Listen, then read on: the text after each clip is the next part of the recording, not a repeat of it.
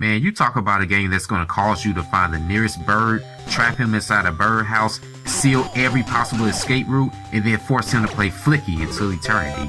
There's no reason that a game should want to make you do this to an innocent species, but this makes you. There's not much story to why this guy was chosen to be by himself and take on the entire nation of Saturday morning karate students.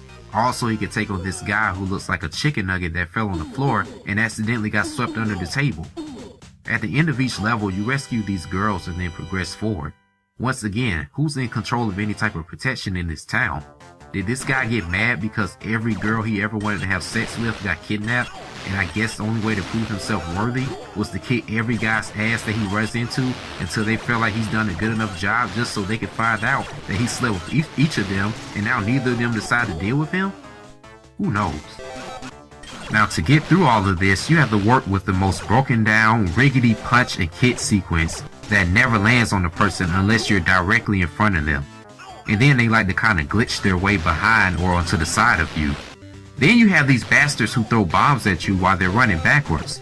But the punch is almost useless because if you try, then they'll grab onto you and just start choking you or headbutting you. And it's like one of them can drain all of your health, so it's kind of like real life.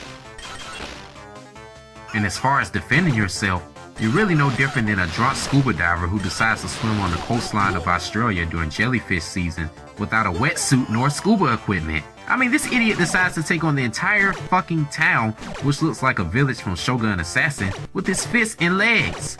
And when he punches kind of weird, but when he kicks, his leg hyperextends beyond the possibility of what the human body can allow. Shit. How does this guy even drive? Like, wouldn't he get in an accident every time he got behind the wheel?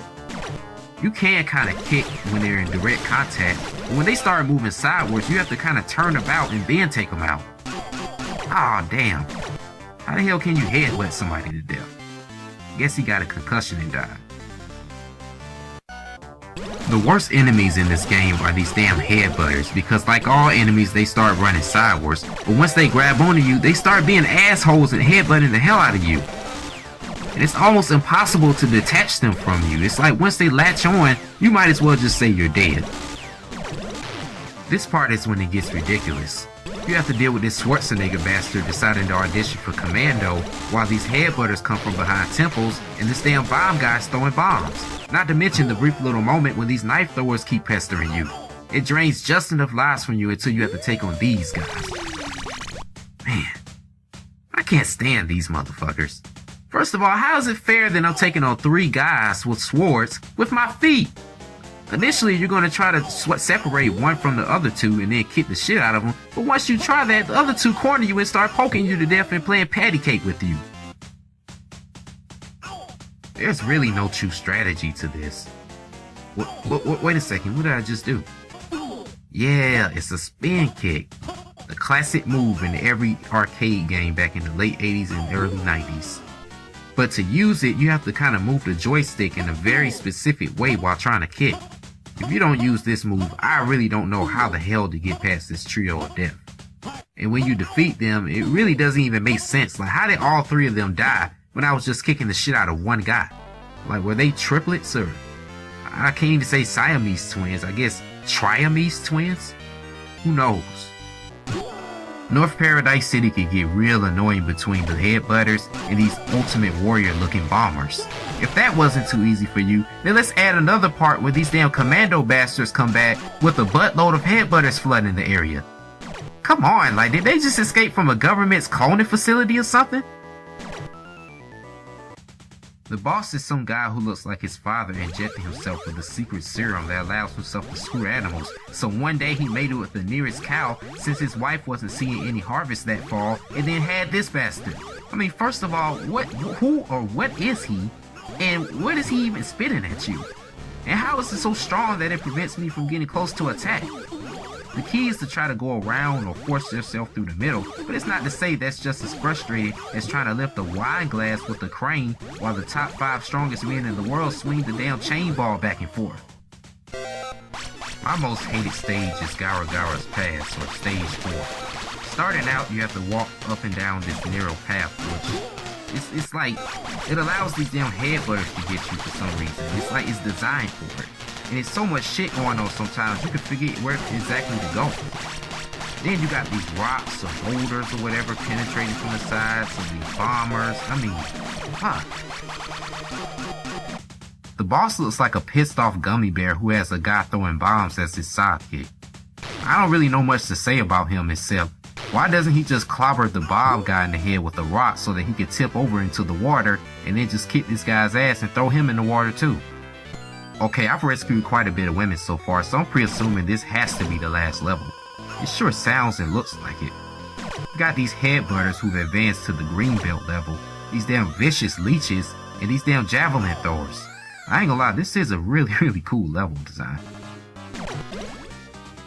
The boss is the Lord of Leeches, or the Giant Leech, or whatever you want to call him. But anyway, this guy's got to be one of the biggest assholes you will ever deal with in a video game. First of all, he doesn't stay out of the water long enough for you to attack, and then the minute his toe even touches the ground, he jumps right back into the water. And to make things worse, there's a time limit, so if you can't really get this guy to stay on land in enough time, you might as well forget about it. Oh, come on, just stay. Damn, what's the point of waiting for this guy to come on land? I might as well stick a street light wire into the water and then fry him and make fried leaf strips out of him. Wonder how the hell that would taste. Ah, come on, man, I'm running out of time. Ah, damn, it's like it's inevitable. Alright, let me try this again. Fuck, like, as soon as I get my chance to attack, this bastard jumps every time. And how the hell does my guy die from time? Like, did he get too old or something? Okay, the Palace of Yashida. I hope this is the last stage because they're throwing everything at me. I mean, they have these close corridors, first of all, that allow these headbutters to kind of sneak in and start getting me. And then you have the scythe throwers who giving me hell.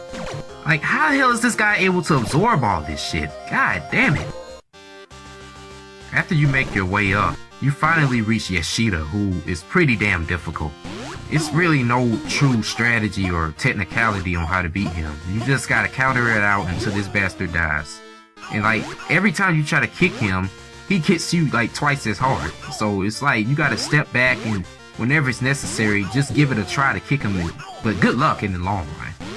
In a fight like this, it's really a matter of death. I mean, this dude's taking on everything this town has to offer. So the only way to really kick this guy is to really kick this guy until your leg falls off, or his. Ah, damn it. Oh, come on, man. It's like we in a stalemate or something. Ooh, damn it! Alright, let's do this.